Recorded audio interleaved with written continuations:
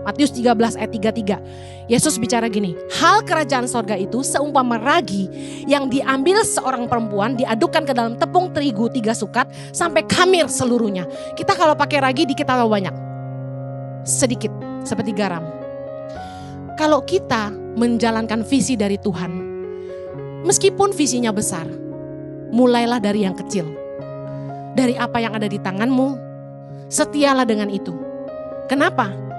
Firman Tuhan berkata, Yesus bilang dalam Lukas 16 ayat 10, barang siapa setia dalam perkara kecil akan dipercayakan perkara besar. Nah, ketika kita setia mengerjakannya dari kecil, yang terjadi adalah begini. Kemurnian hati kita diuji. Kesetiaan kita diuji. Ya kan? Orang biasanya kan maunya yang besar-besar. Kalau yang gak kelihatan gak mau. Saya memulainya dari tidak diketahui siapapun. Keluar dari duit sendiri.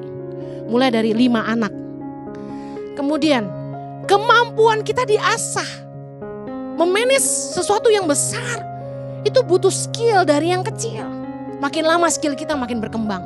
Makanya kalau ngerjain visi, jangan pernah modalin anakmu langsung gede. Pasti habis.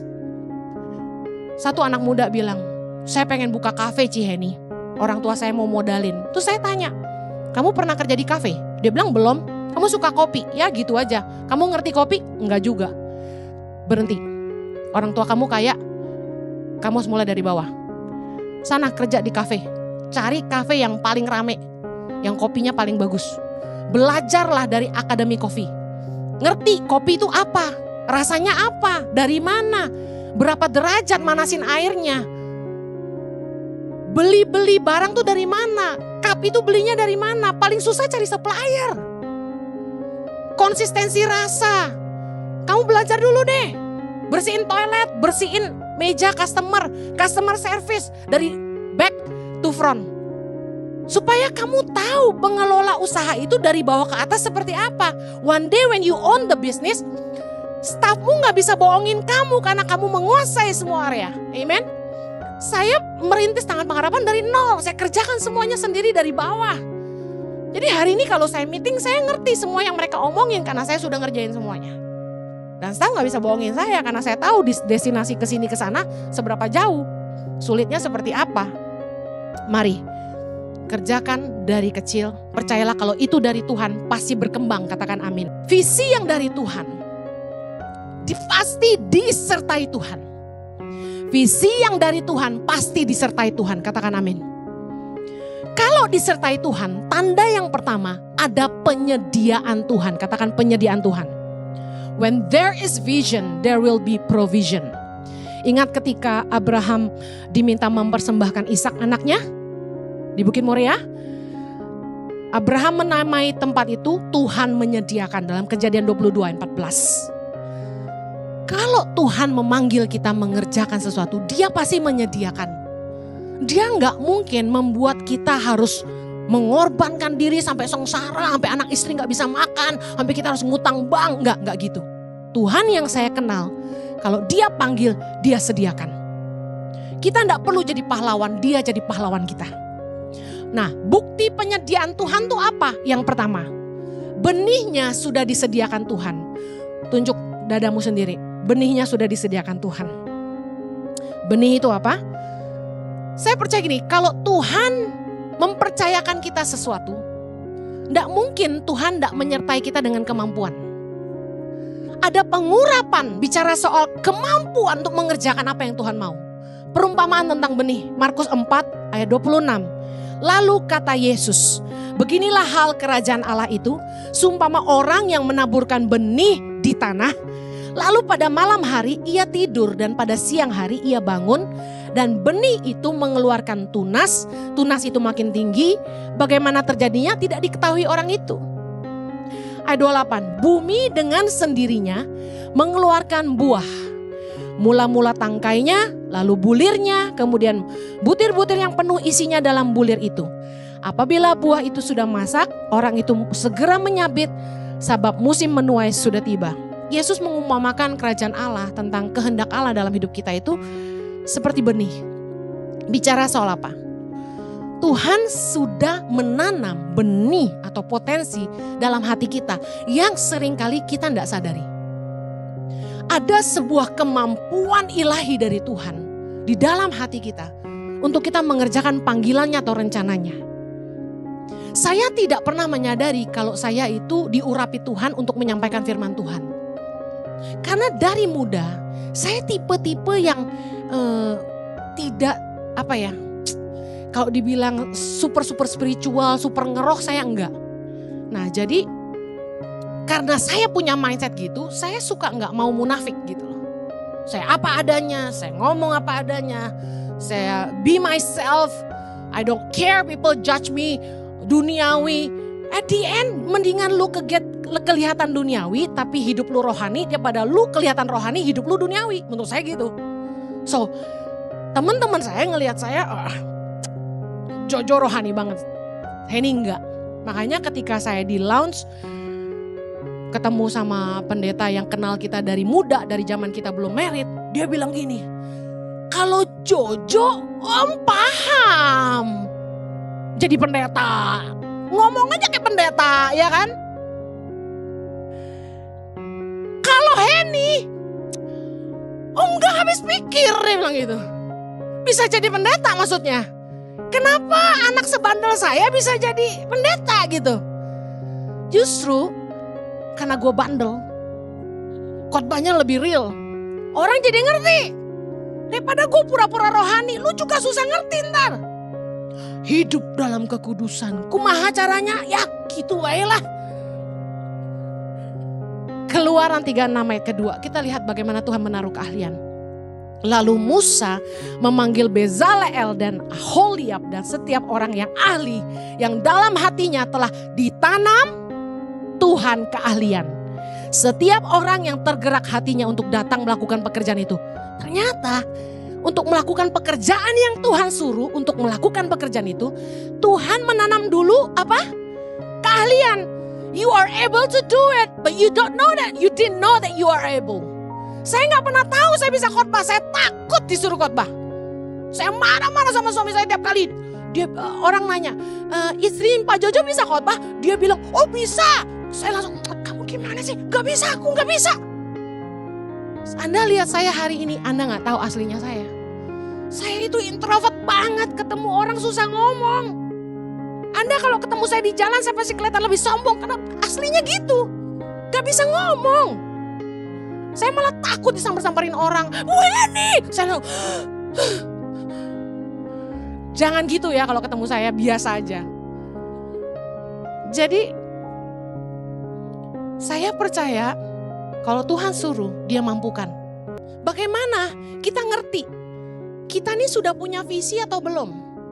Mari, saya ingin bantu Anda. Ini bukan ilmu kebatinan, tapi mari pejamkan mata sebentar ya.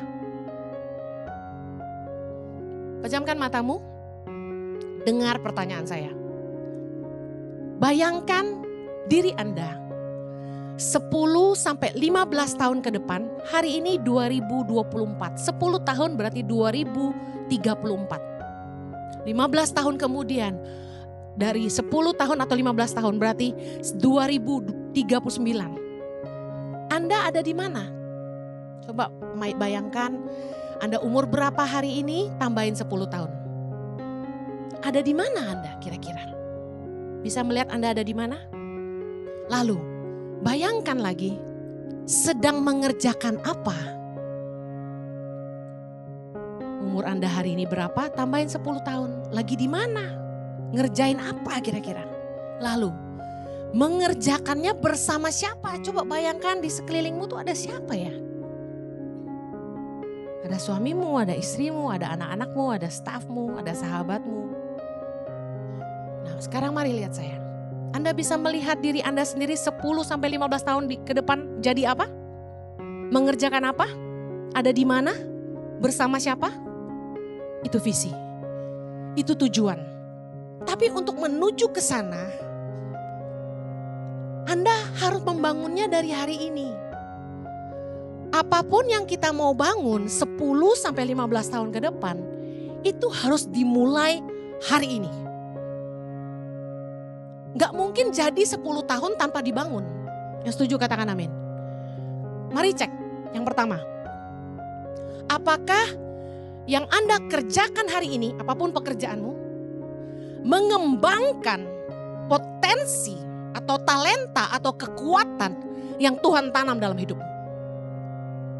Kalau Anda bilang sudah, pertanyaan saya, apakah menurut Anda semakin tajam dalam potensi yang Tuhan tanam dalam hidupmu? Contoh, Anda seorang yang perhatian, pintar ngomong. Keahlian apakah itu? Mungkin Anda pintar dalam memberi nasihat. Tajam gak di situ? Tajam bicara gini, Anda belajar bagaimana cara konselingin orang. Anda belajar firman Tuhan dan Anda pakai itu untuk menolong orang-orang yang membutuhkan nasihat Anda. Karena hati-hati jangan sampai kita memberi nasihat yang keluar dari firman Tuhan. Apakah Anda mengembangkan potensi dan kekuatan yang Tuhan tanam dalam hidupmu? Apakah Anda tajam di situ? Karena menuju visi, Anda mulainya hari ini. Yang kedua, apakah yang Anda kerjakan hari ini membawa Anda dan keluarga Anda ke tempat yang lebih baik 10-15 tahun dari hari ini? Apakah yang Anda bangun hari ini akan membawa Anda dan keluarga Anda ke tempat yang lebih baik? Karena visi harusnya membawa seseorang ke tempat yang jauh lebih baik. Katakan amin. Kalau hari ini yang Anda kerjakan tidak bangun apa-apa, boro-boro membawa keluarga ke tempat yang lebih baik, yang ada keluarga malah susah, berarti Anda belum punya visi. Yang ketiga, apakah Anda menggunakan waktu dan uang Anda saat ini untuk membangun sesuatu yang berguna bagi Anda dan keluarga Anda, bahkan orang banyak? Kalau uangmu cuma Anda pakai buat shopping online, jalan-jalan, Anda tidak bangun apa-apa. Itu cuma hiburan, bukan sesuatu yang kita bangun buat masa depan. Yang kita bangun untuk masa depan kita itu bicara soal investasi. Tapi kalau liburan itu adalah kita menjaga hubungan harmonis dalam keluarga kita. Kita butuh nggak liburan, tapi itu bukan visi gitu kan. Anda pakai waktu dan uang Anda untuk bangun apa? Karena banyak orang yang bukannya bangun sesuatu tapi bangun gunung utang. Yang keempat, bayangkan waktu Anda menjadi tua, coba merem lagi, bayangin udah tua rentak, rambut putih, peot, keriput, udah gak bisa apa-apa. Kira-kira Anda masih mengerjakan apa? Anda mau membayangkan Anda mau kemana tuh Anda harus kebayangin Anda tua nanti masih mau mengerjakan apa? Mau mati mengerjakan apa ekstrimnya? Yang terakhir, lihatlah orang-orang yang bersama Anda hari ini. Kira-kira siapa yang menurut Anda masih akan ada bersama Anda di hari tua nanti? Karena jangan salah, kadang-kadang kita memilih orang yang salah. Orang-orang yang ada cuma waktu kita sehat. Udah kita ajarin dia sampai pinter, begitu kita tua, dia bukannya ngelanjutin apa yang kita bangun, dia pergi ninggalin kita. Jadi Anda harus wise memilih siapa yang Anda percaya hari ini. Kalau Anda bisa membayangkan siapa kira-kira yang hari ini bersama-sama dengan Anda, yang Anda investasi waktu, uang dengan mereka, dan mereka masih akan tetap bersama Anda ketika Anda tua nanti.